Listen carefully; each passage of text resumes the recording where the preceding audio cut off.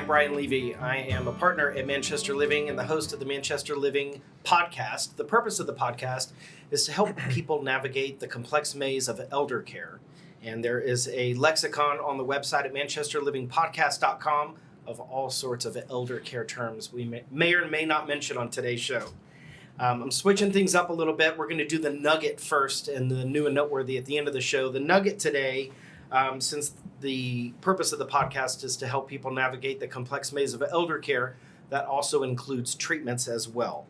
So let's kick off with the first quote. I tried marijuana once. I did not inhale. Bill Clinton. That's not a drug. It's a leaf.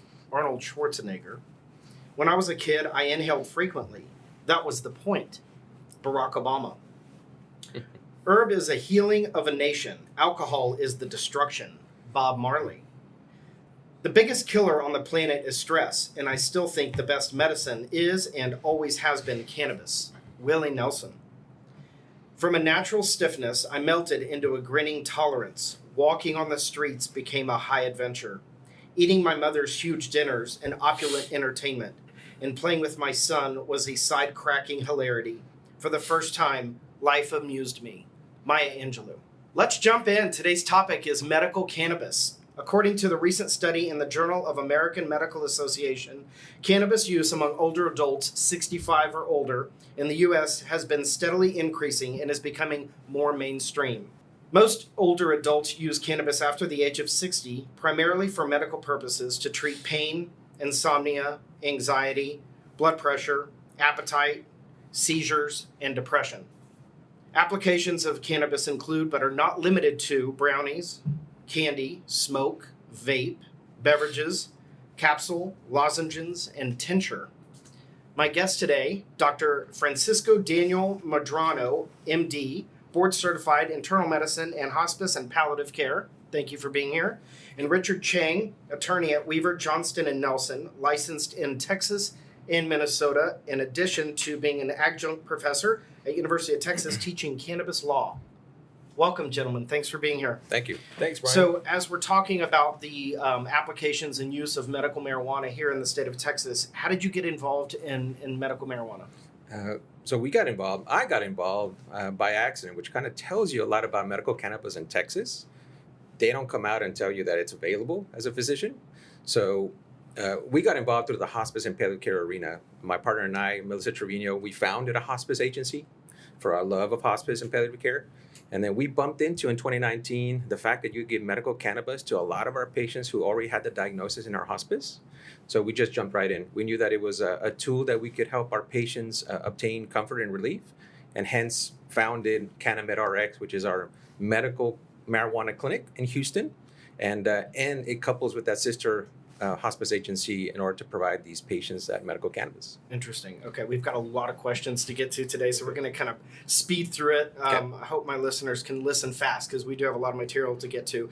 Discuss the difference between hemp, CBD, and THC. Richard, do you want to take that one? Go ahead, Richard. Yeah, so the term cannabis is in reference to the plant, right? And when you hear the term THC or CBD, that's really in reference to the cannabinoid that's within the cannabis plant. All we hear about is THC or CBD. Those are just two of over 160 different types of cannabinoids in a typical cannabis plant. And, there's CBG, there's CBN, there's all different types of cannabinoids in there. So from a terminology standpoint, people get confused.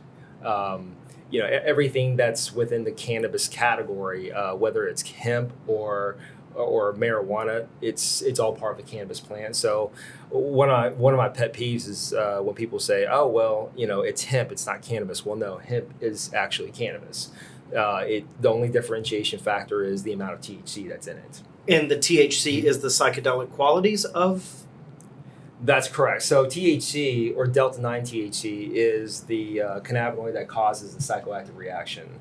The hot topic, or the product that's really it's pretty controversial right now, is delta-8 THC. But that's obviously a different discussion. But to your point, THC is the cannabinoid that causes the psychoactive reaction. Okay. And as a doctor, how did you get into this, and how were you able to prescribe marijuana in the medical industry in Texas? Right. So we did a lot of homework, a lot of research. We know that there's 2 dispensaries where there's 3 licenses in Texas. 2 are active, making medical cannabis, medical grade cannabis.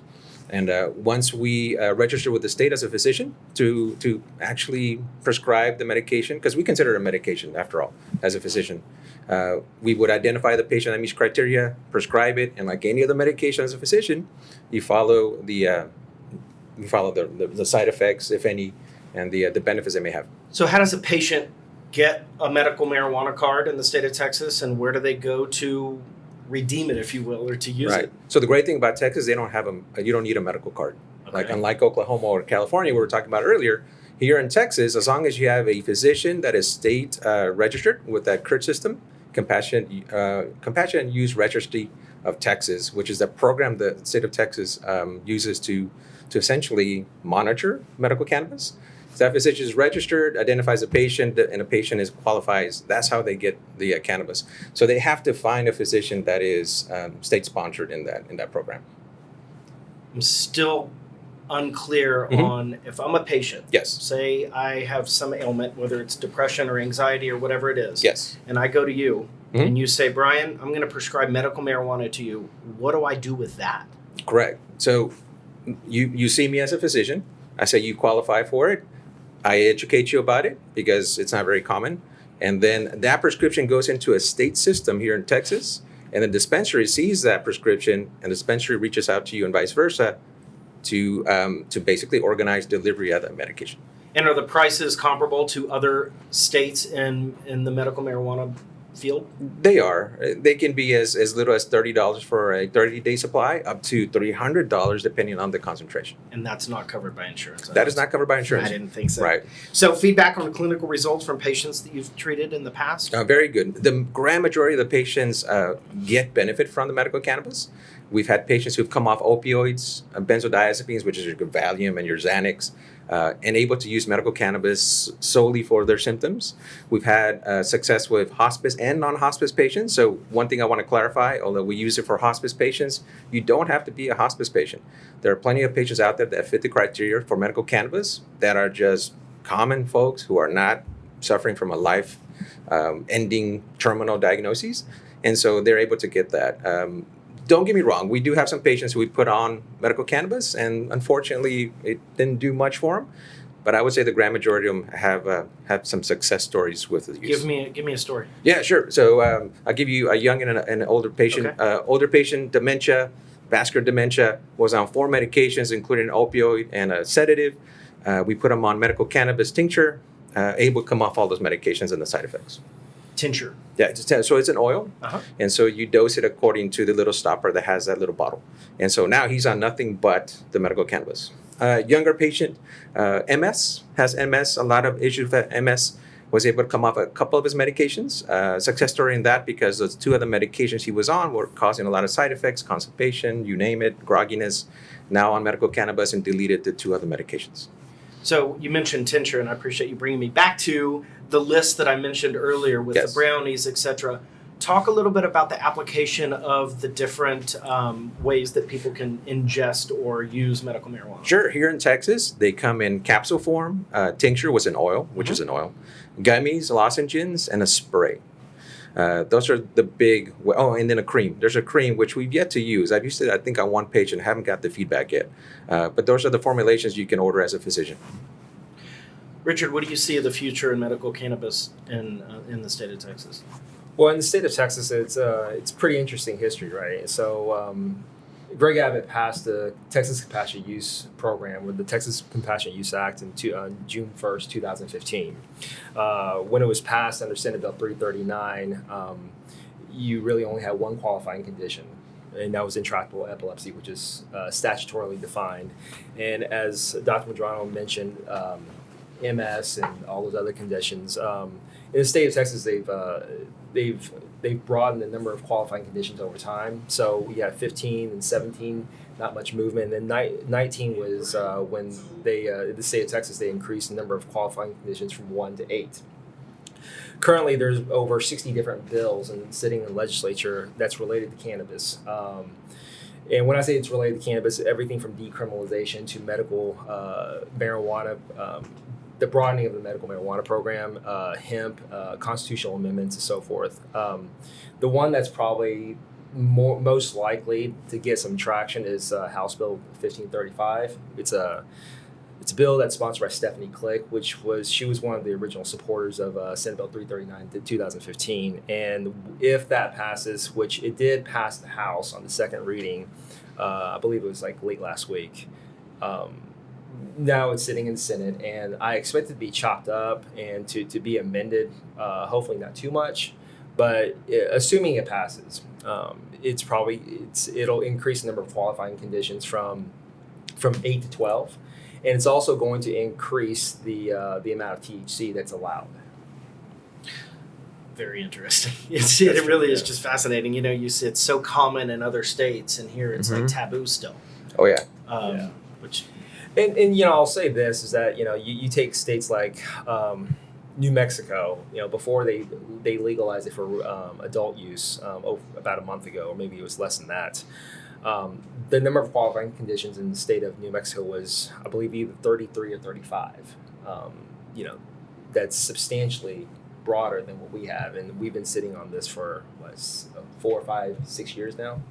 Yep. Yeah. And to add to that, the here in Texas with the diagnosis we have now, about 2 million Texans qualify for this. We only have 3,500 patients on it right now. 3,500. In comparison, Oklahoma has 350,000, give or take, patients on medical cannabis. I think the original 339, when it came out in 2015, it was anticipated for intractable epilepsy for about 150,000 patients. The original estimated amount. To his point, when they broadened it, there are a number of people who are actually eligible for this, but you're looking at a fraction of that, for under 4,000. Right. So, from my perspective, it's really about a lack of awareness and lack of education. It's not just common people; it's even physicians and lawyers, right? I don't know how many times I've been in a room where I talk about the legalization of cannabis or the fact that we have a medical marijuana program here in Texas, and it's a room full of lawyers, and 90% of them look at each other and say, "We have a medical marijuana program." Yeah, that happens all the time. Yeah, that happens with physicians all the time. So it's just not mainstream. So you talked about state government, talk about federal government, and tell me how that landscape is changing. Yeah, so I got into this industry in late 2013. Of course, when I got into it, historically I've always been a healthcare regulatory and corporate attorney, and when I got into it, people looked at me as if I had 3 heads, right? And it was interesting. The path that I got to where into the industry was pretty interesting, but when I got into it in late 2013, you still had the sentiment of, he must be a pot lawyer, or, why is he getting into this industry? So my point is, in the last 7.5 years, I think it's changed dramatically. If you look at the Gallup poll, for example, and I believe it's like I want to say 1970, the approval rating for the Gallup poll is about 12% for the legalization of cannabis. Fast forward 2021, the latest Gallup poll is over 70%.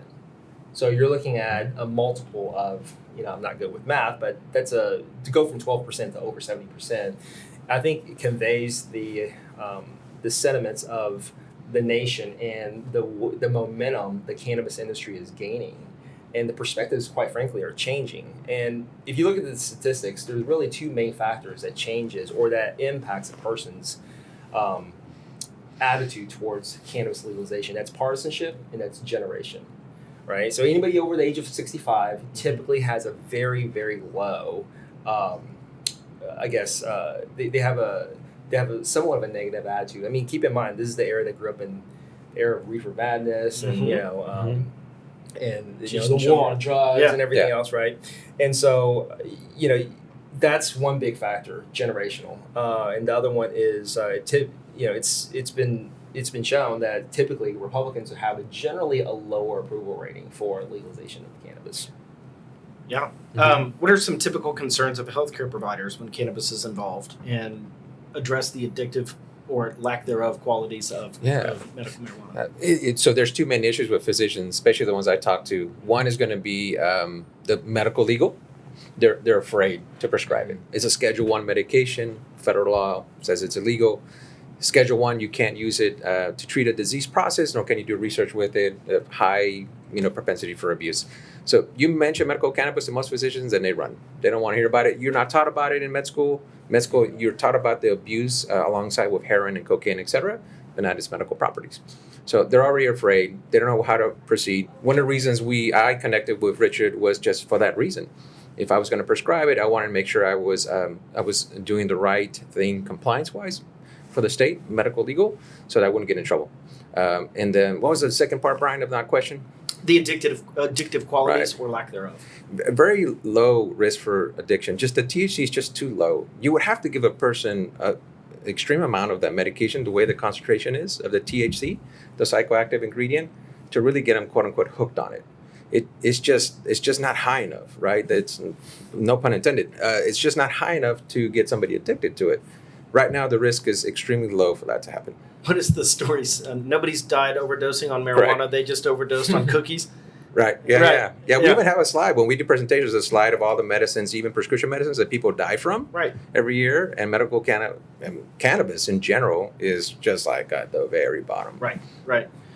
Does cannabis impact other industries or how other businesses operate? You want to address that, Richard? Sure, yeah. And, I'll touch on what Dr. Medrano said is that from a legal standpoint with healthcare providers and physicians, depending on what type of healthcare provider you are, you have different concerns.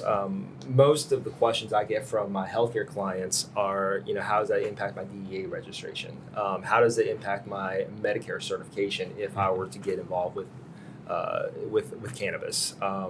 There's a really good book that's actually been published by the American Health Law Association that talks about different aspects of healthcare, different spectrums of healthcare, and the consequences of cannabis. And I was fortunate enough to co-author a chapter in that book, and they talk about, for example, nursing homes using a lockbox program to hold cannabis products, right? Physicians being concerned about medical board issues. Some medical boards are a little bit more liberal than others. It's a state-by-state issue. I think to answer the second part of your question is that what is this, how does cannabis impact other industries? It impacts a variety of different industries and a variety of different legal practices, to be quite frankly. You're looking at banking issues because it's still a Schedule I drug, right? Under the Controlled Substances Act, so it's federally illegal. You have transportation issues. So back to the being federally legal, when somebody buys marijuana and the dispensary takes cash, Right. because they can't take a credit card, they have nowhere to put the cash. So it's a very cash-driven industry, and as of today, there's only 690, probably under 700 banks or financial institutions that will bank this stuff at different levels too. So you're looking at mostly credit unions and community banks, but and not every bank is a good fit for every type of cannabis business. So to your point, yes, you have banking issues. You have bankruptcy concerns. What if a cannabis company or a cannabis business it has poor cash flow and they want to file for bankruptcy? There's some limitations on that. There's tax issues. There are only certain types of deductions that you can make that a normal business will be able to take advantage of that you couldn't. You have real estate concerns, transportation, capital raises. How do you go public, right? Why are certain cannabis companies listed on NASDAQ, New York Stock Exchange, but others aren't? What are some limitations on corporate transactions? So it touches a variety of different industries. How we treat staff, labor employment concerns. You have that one employee that comes into work says, well, I have this condition. I should be eligible to take this product. Where conversely, you have the employer that may have a policy against that. Right. So do you have any advice on people that are interested in getting into the business? Yes. Build a very good team around you. Starting with a great lawyer. Starting with a great lawyer. That's right. Starting with a great lawyer. Get yourself a really good CPA. Get yourself a really good insurance broker. Start off with a good team. Educate yourself on the industry. I don't know how many times I get phone calls from people that says, I want to do this, I want to do that. how can I get started? Well, then I start asking questions. Well, how much research have you done? Do you know about this? Mm-hmm. No. Well, you should really do your homework. So I would say do your homework. Surround yourself with people that that are knowledgeable on it, and learn from them. And if you're looking at a business, be well capitalized. And I think the main thing is just to educate yourself on the industry. Good. From the medical side, do you have any advice on people in the medical industry, doctors interested in getting in more involved in prescribing medical marijuana? Sure. It's a lot of what Richard says. It's a lot of educating yourself.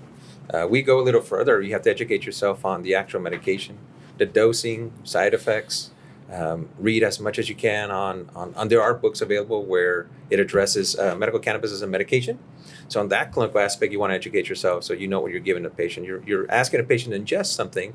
You want to be responsible for the effects.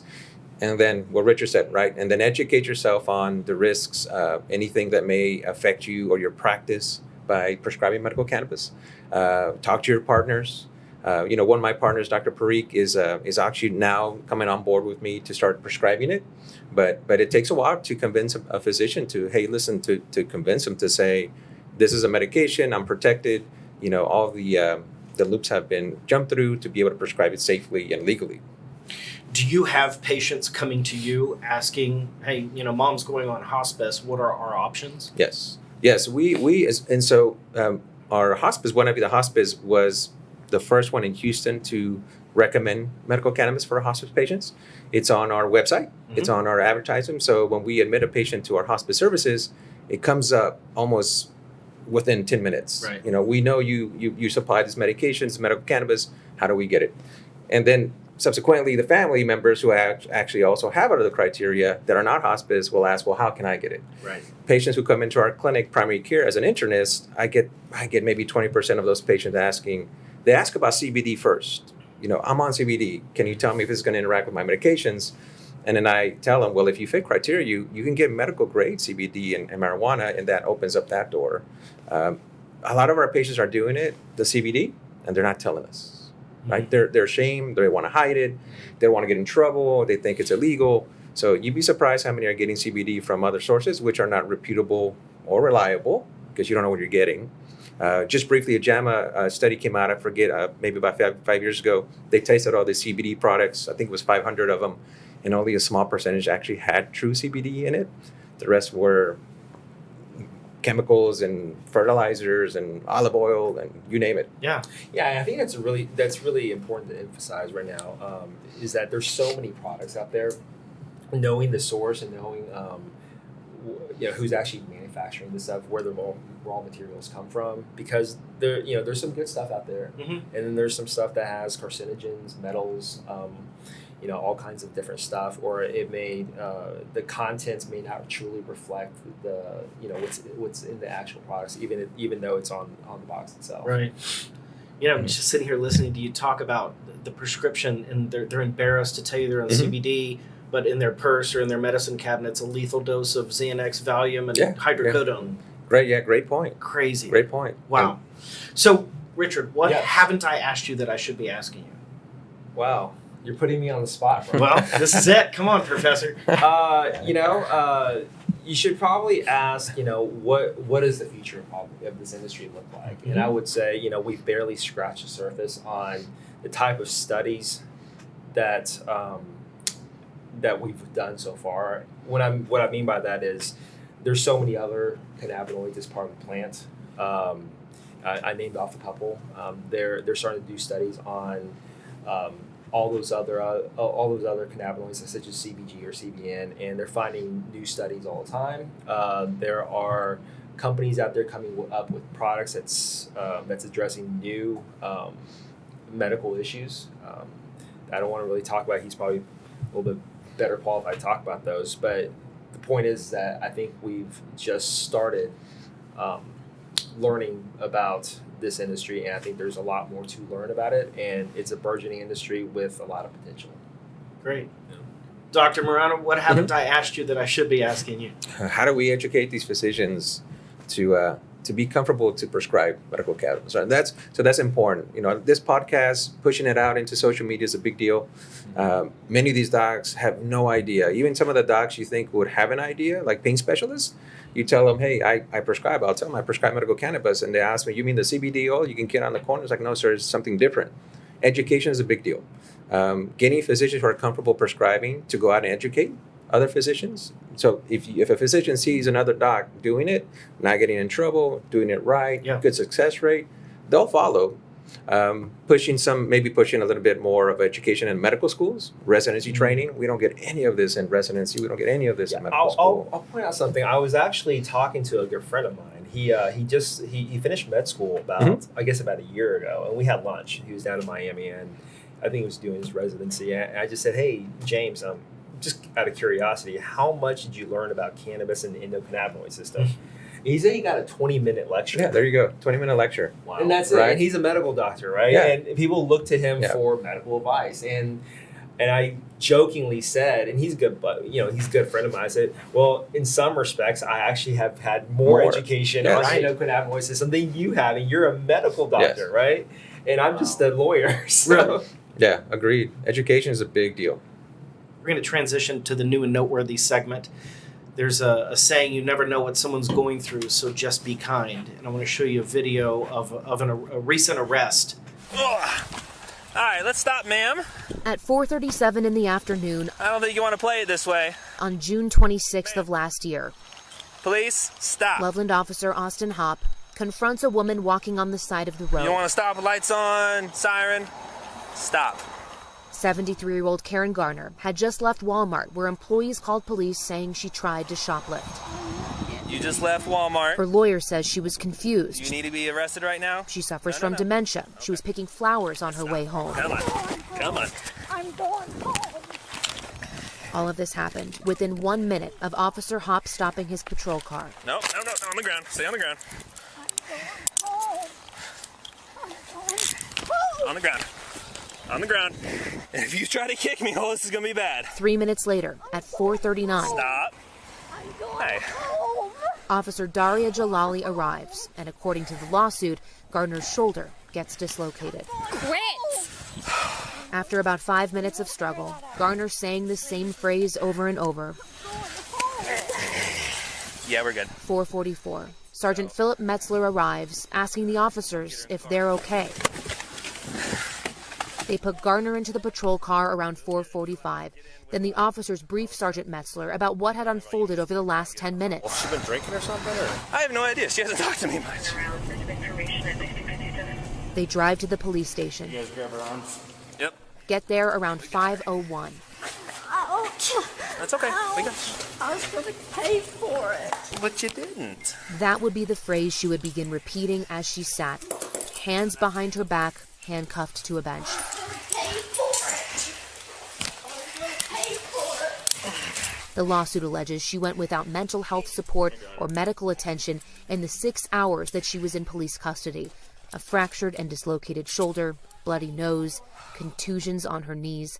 When police eventually dropped her off at the jail around 8:00 p.m., they wrote in transport paperwork that she didn't have any injuries or illness. Eventually, a deputy realized she was hurt and took her to the hospital at 10:38 at night. Her family's lawyer filed a lawsuit on Wednesday, nearly a year later. This is so unacceptable and so uncivilized that it makes me feel ashamed that somehow we got here as a society. The officer in that situation had many options on how to handle it, and let's just say he made poor decisions. Come on, guys, we can do better. All right, to my favorite part of the show, this is a chance for the viewers to get to know you guys. It's called the lightning round. Are you ready? Richard, have you ever broken a bone? Yes. Doc? Yes, my wrist. Right. Nice. Do you own a firearm? Richard? Kind of. Not gonna elaborate. Do you own a firearm? Yes, sir, I do. Very well. Do you sing karaoke? Yes. Do you sing karaoke? I've never done it. Bungee jump? Yes. Never bungee jump. Met a celebrity? Yes. Yes, in L.A., Jeff Goldblum. There you go. Slept in a tent? Many times. Yes, sir. We're in Texas. Seen the Grand Canyon in person? No. No, not yet. Snow ski or water ski? Snow ski. Both, but I'm really bad at it. I don't do it anymore. Change the tire. Many times, unfortunately. Yes, sir. More times than I can remember. Second language? Yes. What is it? Mandarin. Mandarin. No, sí, español. Sí, que bueno. Dream car? Bugatti. Oh, that's nice. Actually, own a 10-3 Land Cruiser. I'm happy with that. There you That's go. my dream car. All right, last one. Can you write in cursive? Yes, but not very well. Yes, I can. Very well. Yeah, doctor's handwriting don't count. That's not part of it. Gentlemen, thank you very much for being on the show today. Tell my viewers the best way to get a hold of you, Richard. Sure. You can go to weaverjohnston.com and I have a bio up on the website, or you can email me at rcheng@weaverjohnston.com. Great. Doc? Awesome. You can be reached at CannaMed RX, CANNMDRX.com. Email me directly at fdmedrano@CANNMDRX.com. Great. You can find the Manchester Living Podcast on Facebook at Manchester Living Podcast, on the website at manchesterlivingpodcast.com, and on iTunes, Manchester Living Podcast. Thanks for tuning in today. If there's ever anything I can do for you, don't hesitate to call. Thanks for watching.